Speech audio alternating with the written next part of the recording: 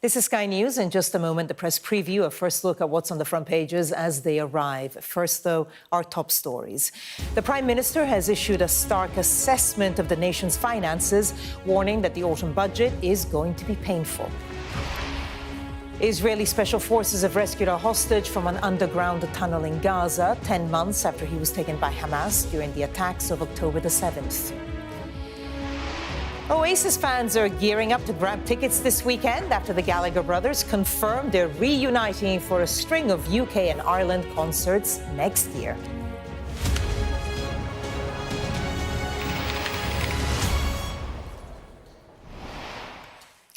Hello there, you're watching the press preview. A first look at what's on the front pages as they arrive. It's time to see what's making the headlines with the Conservative commentator Tim Montgomery and the journalist and broadcaster Jenny Kleeman. Welcome both. They'll be with us from now until just before midnight. So let's see what is on some of those front pages. Well, Keir Starmer's warning of the painful budget to come as he tries to fix a black hole in the economy, allegedly left by the Conservatives, is the lead story in the Financial Times. Mad for it? After final confirmation that the Gallagher brothers are reforming Oasis, this is the front of their hometown paper, the Manchester Evening News. While the Metro celebrates with this headline, stars align, the wait is over.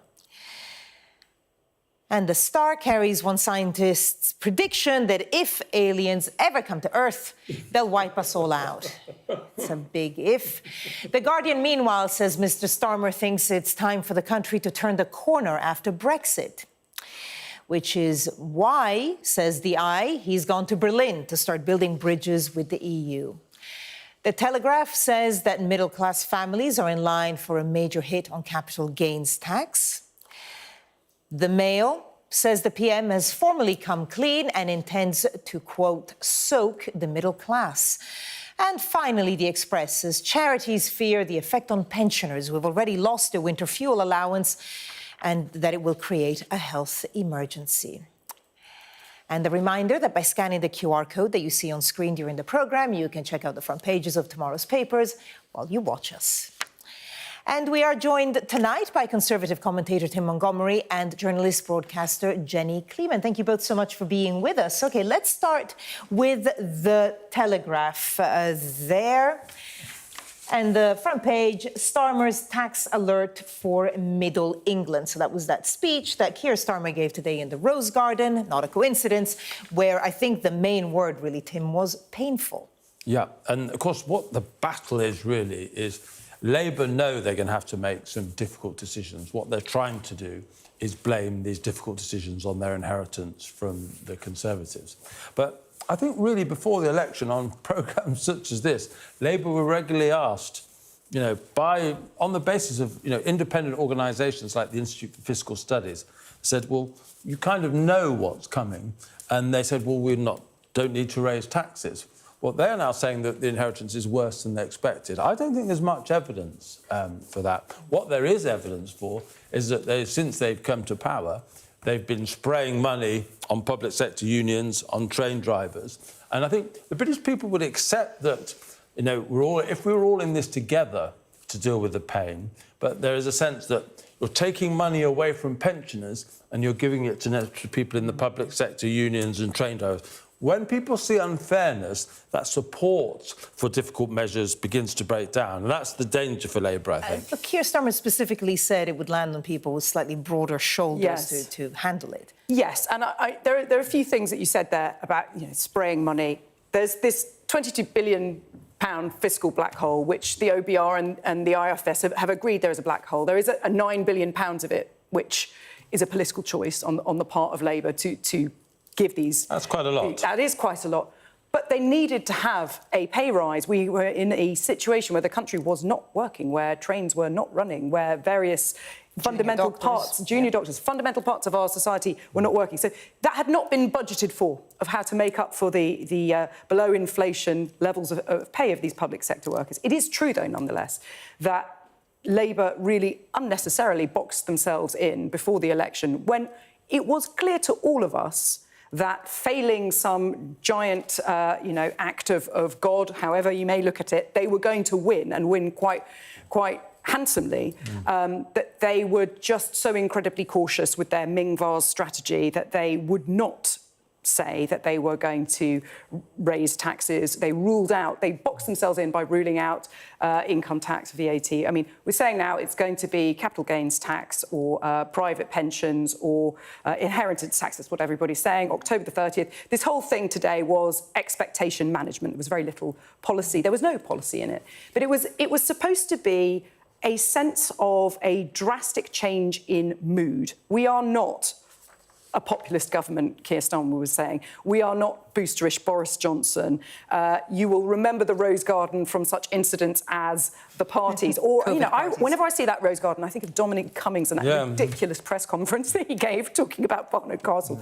And I think what he was trying to say is, this is different. This is a kind of back to autumn term, get ready for an unpleasant autumn term. I'm managing expectations. And we've had this mood music for a long time now, so it should be no surprise that these tax rises Let's just take a look at how two other papers are covering. So let's look at the Daily Mail. And the headline there, finally, Starmer comes clean. He will soak middle class. Let's take a little look at I don't think they're in favour. Express.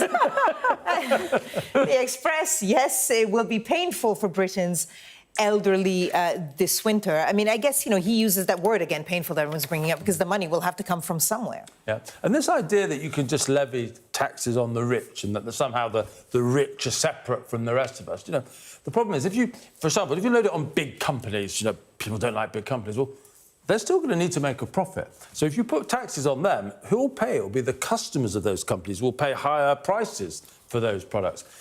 Labour say they're a government for growth. Well, if you start overtaxing the wealthy, and there's already signs of this in the city, the wealthy will leave Britain. And when they leave Britain, they take jobs and employment with them. Who suffers from that? People who most need jobs. So I think the Mail is right to talk about taxing the middle classes. But even if you have this idea that you can tax the rich, they're not sealed away from the rest of us. We depend, as an economy, on entrepreneurial, high-investor people. This is the argument that's always made, this trickle-down economics thing. Which is trickle-down. No, but this idea that the rich will leave if we tax them. They already are, though. Look at some of the surveys of city institutions. They're supposed to have been leaving for years. They're still here buying all of the properties and enjoying all the perks of, if you're in London, there are rich people everywhere. The idea that rich people are abandoning this country, I think, is not true. Jenny, I think, but, I mean, I find that, so the Express headline, which is that it's going to be painful for Britain's elderly this winter, when,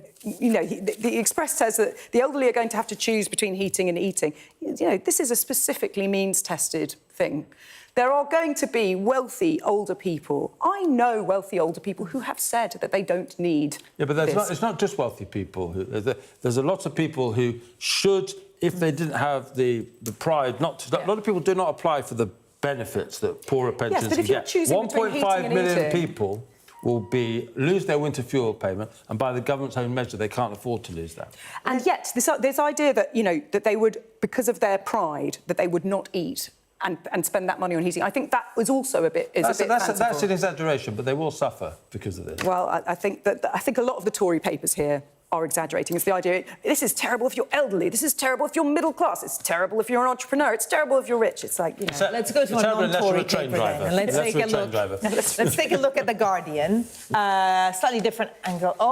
FT, well, The Guardian also was saying time for UK to turn a corner on Brexit, because, of course, that's where Keir Starmer is right now. He's in Berlin, he's heading to Paris later. You mentioned growth. Well, trade with our nearest partners is obviously a key part of that. What do you make of that trip to Europe, Tim? Well, it's very important. Obviously, we're good friends with our European partners. I'm a solid, committed Brexiteer, but I would like good bilateral relations with all of our European neighbours. One concern I have about it is that we weren't told about this in the election, that we were going to try and change our relationship with the European Union. Specifically, we were told we wouldn't be changing our relationship. So he's doing that. And the things that he's talking about in Berlin today, about making it easier for British business to relate to German business, that all sounds very good. But the question is, what does Europe, what does Germany want in return? Do they, for example, want to change the freedom of movement rules for younger Which people? they couldn't do just individually. Not just individually, but they could do as part of the European Union. But we can't just change our terms of economic trade with Germany. It would have to be a pan-European agreement. So, you know, OK, he's emphasising the good stuff we might get out of a renegotiation. What about the downside? And I think that's why this probably won't go very far. Europe doesn't particularly want to reopen another chapter in their negotiations with Britain. Anyway, they're fed up with us for having gone through this over recent years. I don't think that what's being said here is that we're talking about renegotiation. We're talking about turning a corner in our relationship with Europe. I am old enough to remember Liz Truss saying that she couldn't tell whether or not, you know, the leader of France was a friend or a foe. You know, we've gone through some pretty dark times in terms of our stance to Europe. And, you know, The Guardian is saying here that basically Keir Starmer has this strategy of making these contentious decisions, these difficult decisions, at the beginning of his prime ministership, when he's more likely to get away with it, when people are more likely to forget, when he's at the maximum state of his power. So, I mean, the thing you can criticise Keir Starmer for, in fact, is that he doesn't really have any bold visions. He doesn't really have any big, bold ideas. And I don't think he is trying to renegotiate our current position with Europe. He's just warming up the water a little bit, I think. Stay with us. We'll talk about it in more detail because coming up, among the stories that we'll be discussing this on the front of the Manchester Evening News as local brothers, the Gallaghers, bring back the legendary band Oasis. We'll be right back.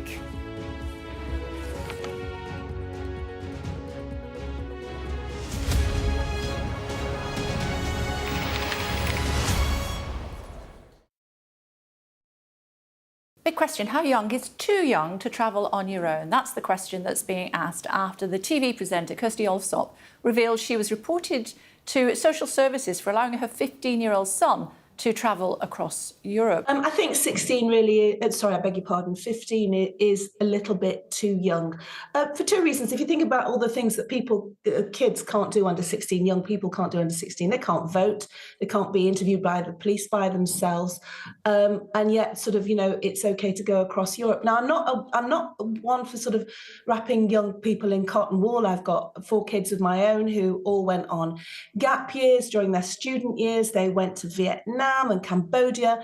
My youngest has just been in Ghana for 2 months volunteering. She's only just turned 20. So the fact that they didn't travel by themselves till over 16 hasn't clipped their wings in any way. But I think there's another point to make very quickly as well, which is why are we rushing young people through these kind of early tender years? It's all there for the taking. So whether you do it at 15 or 17, there isn't a real material difference, except for the fact that if you tick off all these things in a hurry, where's the high? Where's the pleasure in sort of in getting new experiences? I think it entirely depends on the child, and I think Kirsty probably knows her son better than any of us. And I think what's really alarming for me is the mum shaming and the mudslinging and the reporting to social services. I find that more shocking than her son being allowed to travel with a 16-year-old friend. Her son was 16 last week. I have a 15-year-old. I think her son is a year older. I personally wouldn't let my 15-year-old go off now. I don't think he's confident or capable enough. But I think the kind of general culture that we have reached with helicopter parenting and mollycoddling children is, I think, really unhealthy. It's the fact that young people as well, especially teenagers, have been cocooned over the pandemic. We know that their mental health has really suffered as a result. There's been so many surveys and reports about their well-being and depression and anxiety. And I think this freedom is in many respects an antidote to that. They learn on the job. That's the whole point. You make the mistakes in the process. And I think to conflate the two is respectfully nonsense.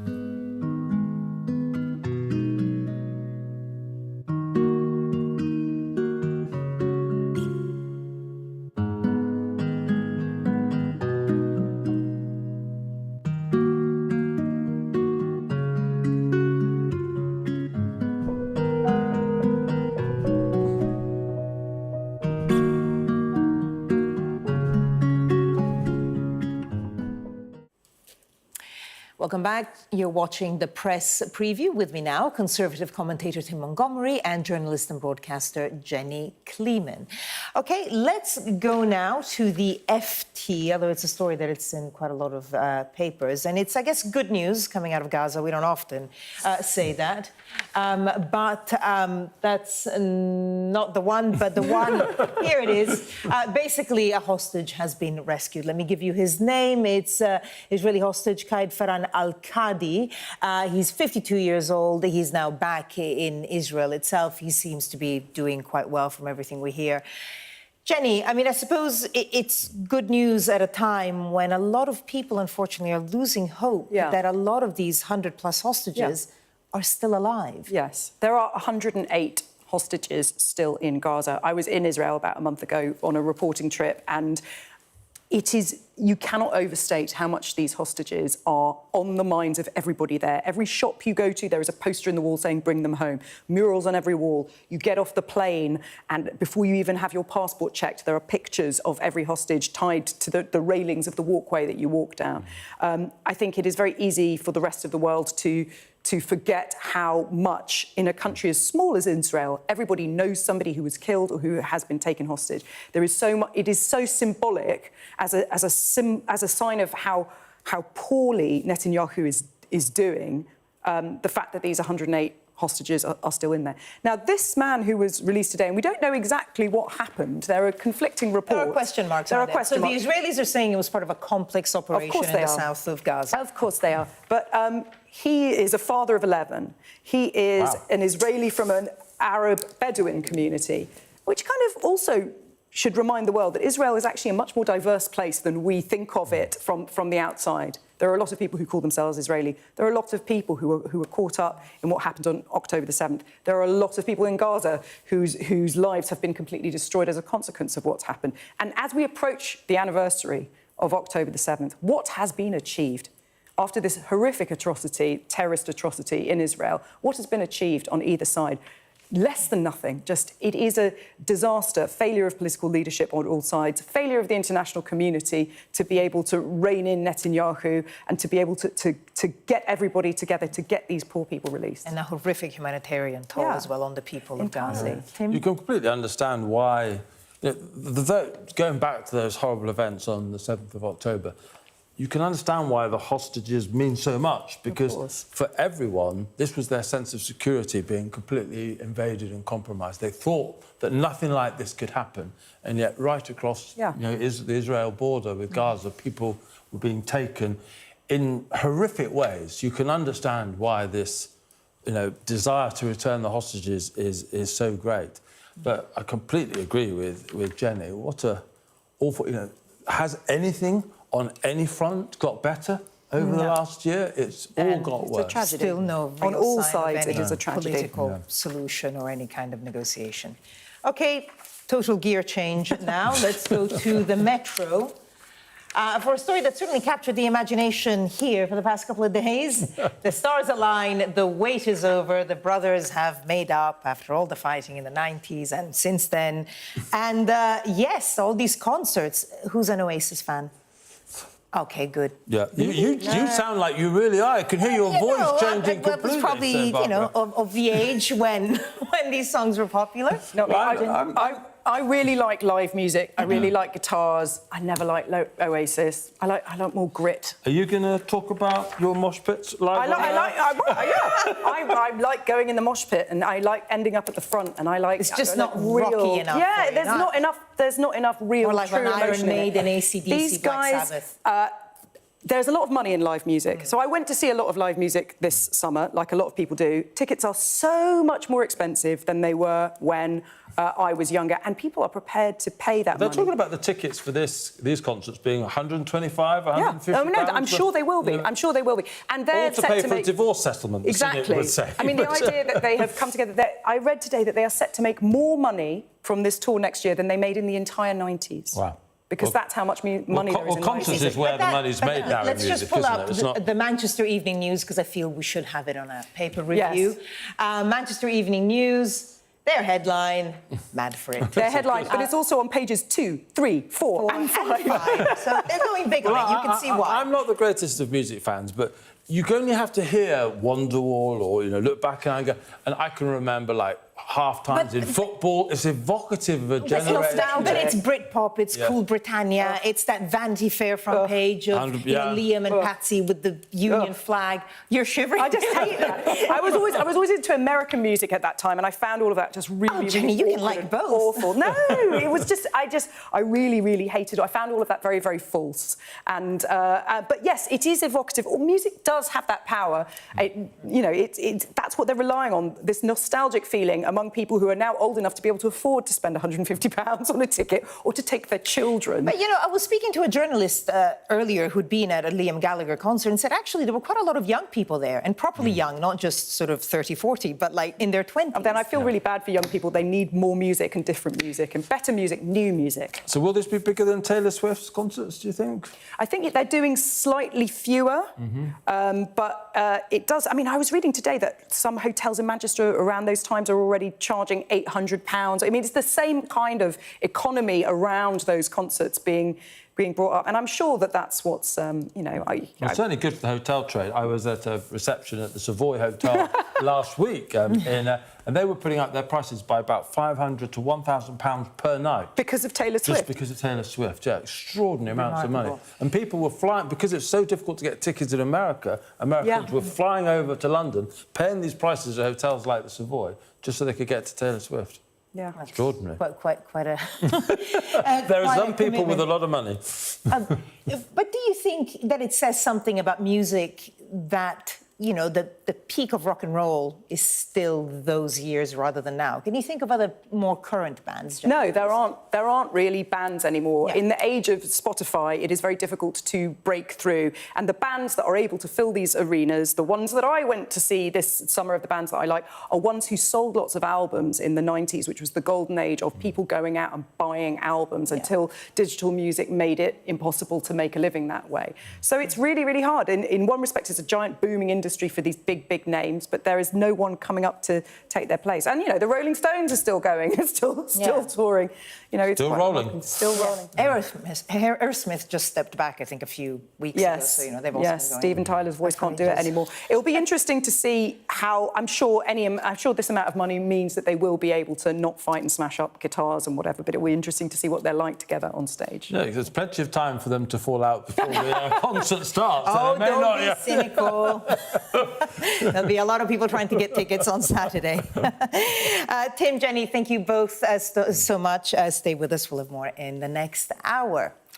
Now, coming up on Sky News, the Prime Minister warns of a painful budget coming in October and blames the Tories. We will be discussing that in the news review at the top of the 11 o'clock.